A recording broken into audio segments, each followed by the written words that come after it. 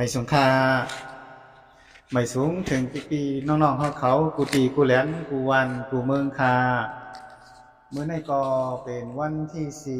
4 เดือนที่4 2025ไหว้แผ่นดินไหวก้นกว่าเยา1 วงคานอกเมื่อในก็คาเตเอาลองลาดเลยลองตั้งตู้ตอนที่เซตใครอยู่เนาะตอนที่เซตเกี่ยวกับเรื่องรองกามอันว่าในสีมาลัดนี้พี่น้องเขาทะเลทอมและยิ้มกันกว่าซึ่งไหนค่าเจ้าหนังพลาเปลี่ยนเจ้าเลยสั่งสอนไว้ว่าดูกายาในเป็นกามเก่าดูกายาในอำใจของสู่ตั้งหลายดูกายาในแลเป็นกามเก่าอันสู่ตั้งหลายพึงหันว่ากามเก่าเป็นดูกายาในอันเฮ็ดให้มีลองกึ่งดูต่ออายงลองอันเฮ็ดให้กรรมเก่าในเกิดขึ้นซ้ำเป็นจังหือพระเป็นเจ้ารัดว่ามือก้นก้อนหนึ่งวนถึงลองไหลไข่ใสถึงลองไหลอยู่และมีเสยอย่างลงกว่าในลองไหลอยู่นั่นเป็นต่างวนอันเป็นที่ตั้งของวิญญาณทั้งหลายเมื่อวิญญาณมีที่ตั้งเยา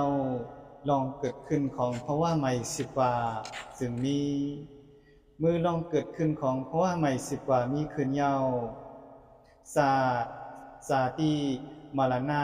โสกาปริเทวะทุกขะโทมนัสอุปายาสะทั้งหลายก็เกิดขึ้นเต็มทนลองเกิดขึ้นความของต่างทุกต่างสิ่งในก็มีเหมือนหนังเสื้อในปองว่ามือเฮาว่วนถึงรองสังไข่ใส่ถึงรองสังมีเสยปักล่วงกว่าในรองสังอยู่ตั้งวันนั้นเป็นตีตั้งของวิญญาณเฮาเมื่อวิญญาณมีตีตั้งเยาลองเกิดขึ้นของเพราะว่าใหม่10 กว่าก็เกิดขึ้นมือลองเกิดขึ้นของเพราะว่าใหม่มีขึ้นเยาสาติมรณะโสกาปริเทวะทุกขโทมนัสอุปายาสะทั้งหลายก็เกิดขึ้นเต็มทนดังนั้นก็เปว่าคนเฮาทั้งหลายอยู่ซ่อมต่างวนเหมือนเสื่องนางวนถึงรองนาการ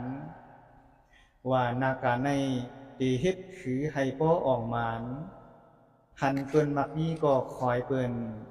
มีตั้งวนคาไลใครมีเสื่องนางเปิ้นหันเปิ้นไล่ลีก็คอยเปิ้นมือไหลว่าเฮาเตไลมักมีเสื่องนางเปิ้น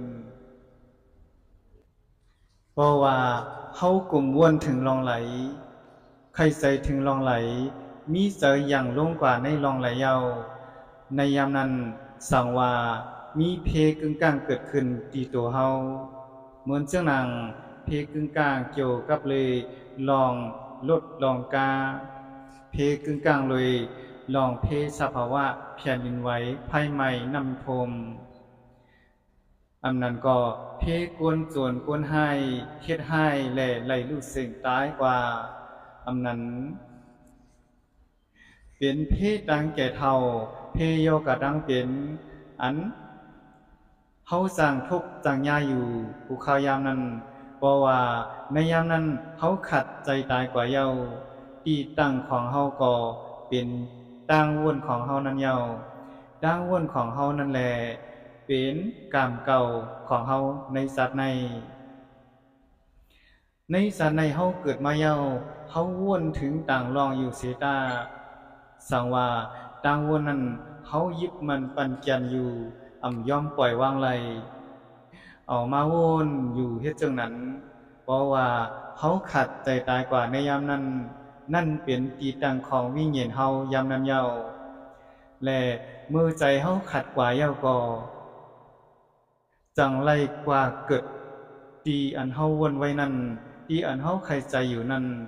ที่อันเฮามีเจอปักลงกว่าในรองนั้นอยู่นั้นกำเดียวกว่าเปิดเรื่องหนังไหนสั่งว่าเฮาใครป่วนหลอดลองเกิดเท่าเจ็บตาย ใครออกก้นม้วนหลอดดังตุกตีในโลกาสัมสาราลงในเฮาถูกหลีกึดลือหลองวนอันเป็นอากุศลทั้งหลายลองวนลอง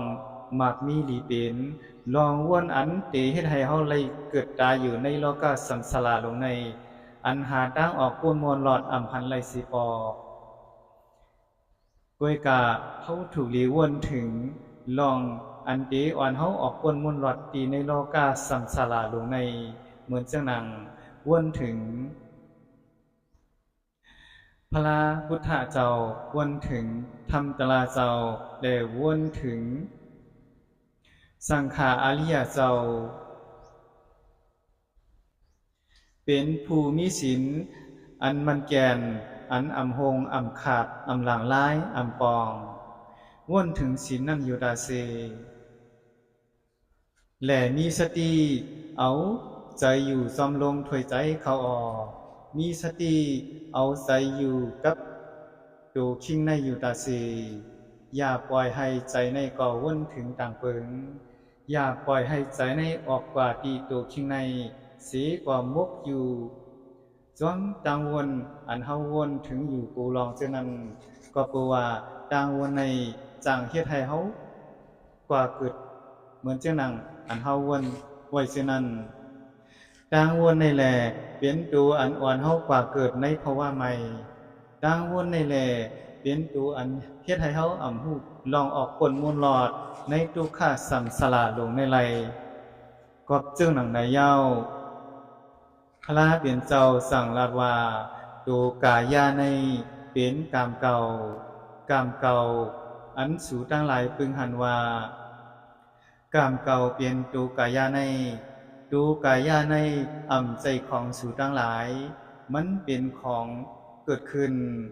ตั้งอยู่และแตกรูปกว่าเป็นธรรมดาเมื่อมีลองเกิดขึ้นก็มีลองเศร้าหมองเมื่อมีลองเศร้าหมองก็มีลองแตกรูปกว่าเป็นธรรมดาอ่ำมีลองไหลอันเกิดขึ้นเย้าเตตั้งอยู่ตาสีซึ่งนั้นก็เปิดเรื่องหนังในแลจังชื่อว่าตูกายาในเปลี่ยนกรรมเก่าผางตั้งเสียงในเปลี่ยนกรรมเก่าตาหูคู่หลังลิ้นตูเสยตั้งเสียงในเปลี่ยนกรรมเก่าเป็นปุรณกรรมมาเปลี่ยนกรรมเก่าเอาขาลัดเลยลองดังตูเกี่ยวกับเลยลองกามอันว่าในสุดตีในก่อนคาไม่สูงตั้งสิงคา